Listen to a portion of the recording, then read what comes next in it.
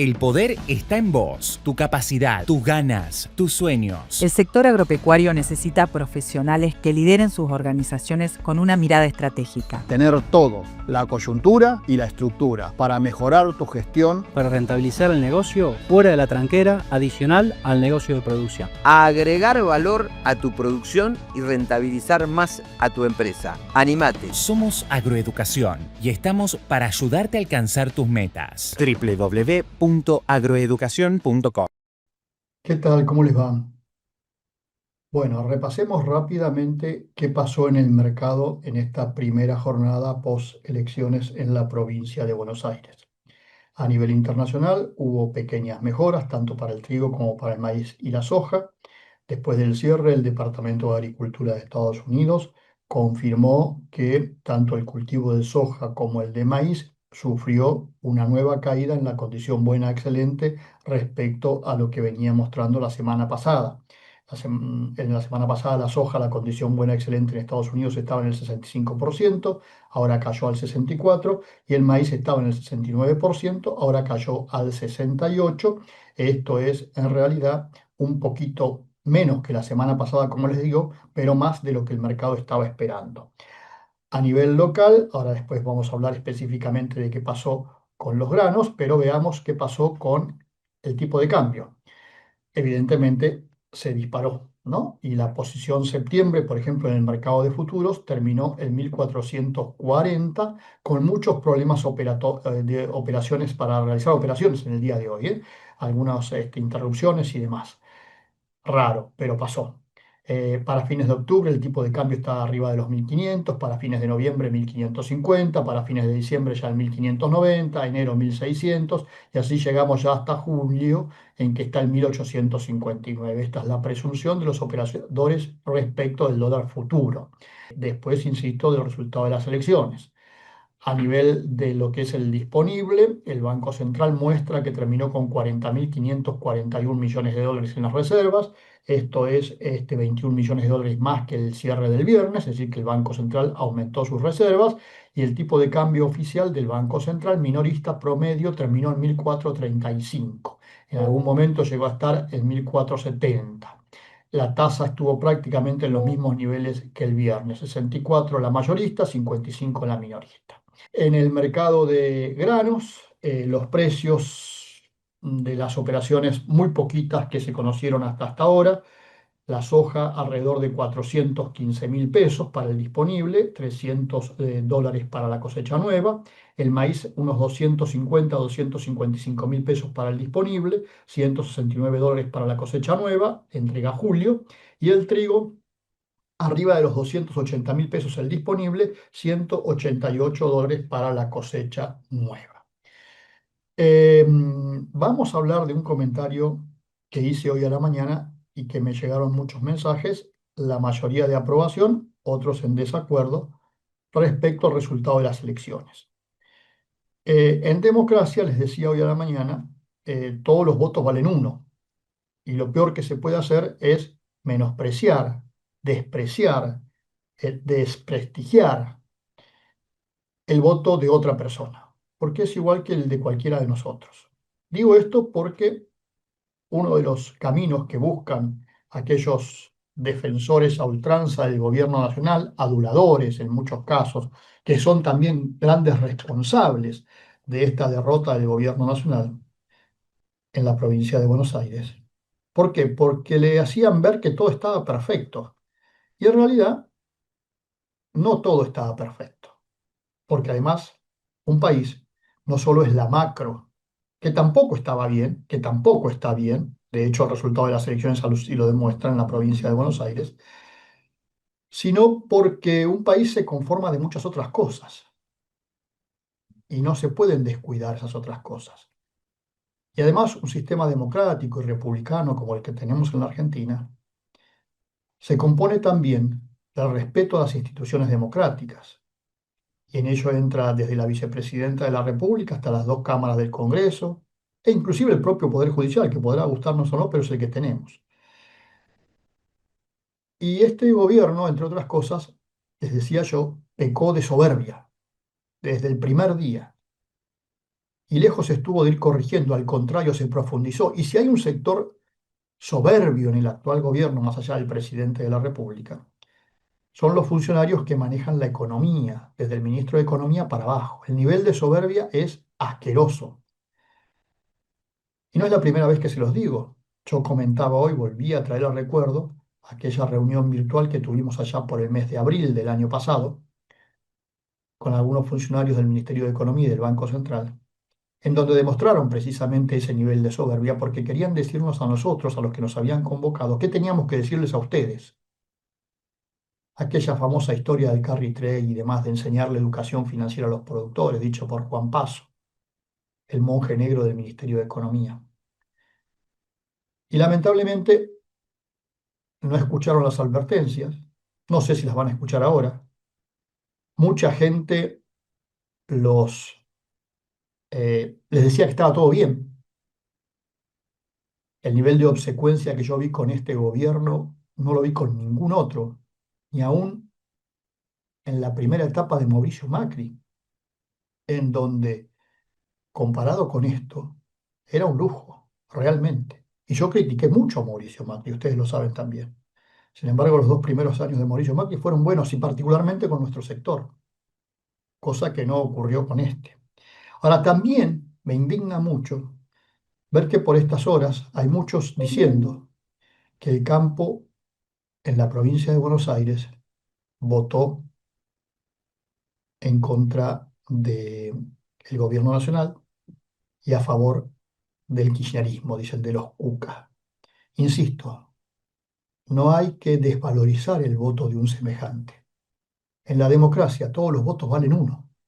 Así sea un gran productor, un pequeño productor, un indigente, un trabajador, un ministro, un funcionario, un bancario, un banquero.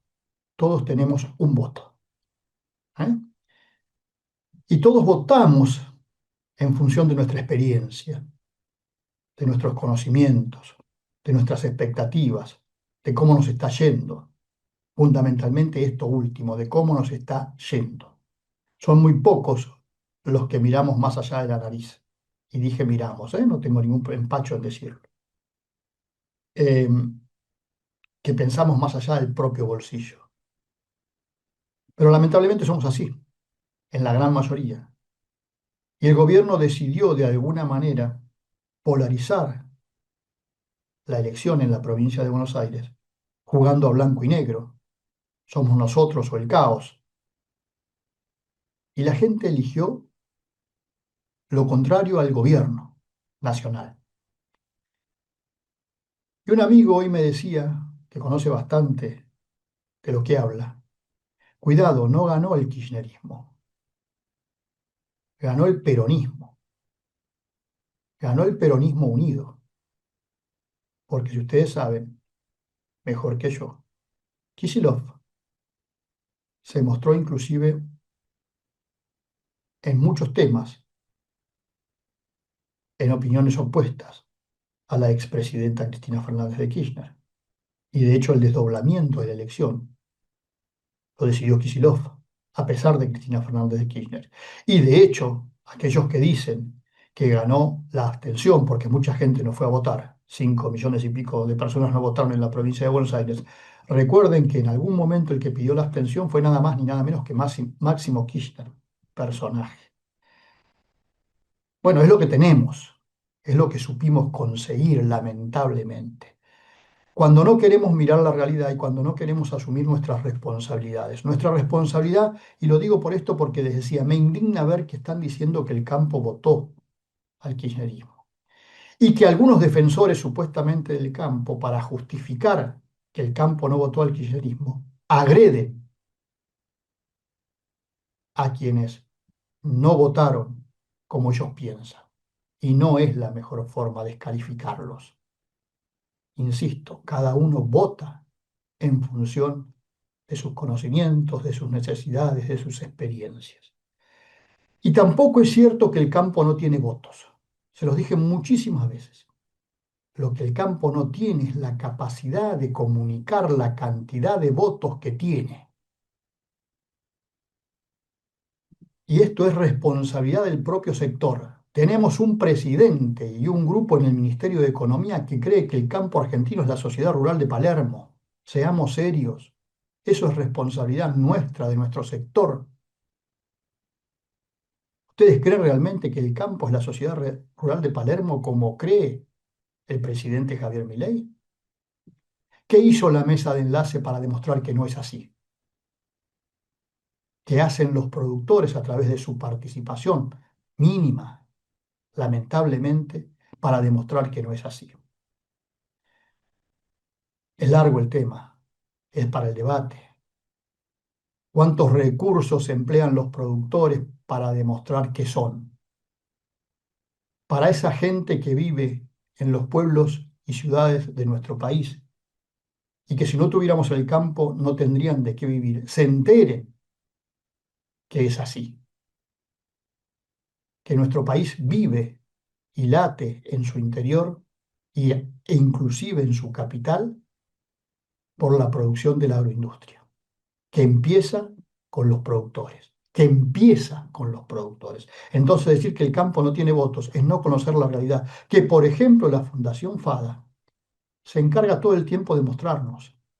La Fundación FADA muestra en uno de sus últimos informes, una vez más, que hay 4.100.000 personas que trabajan en el campo.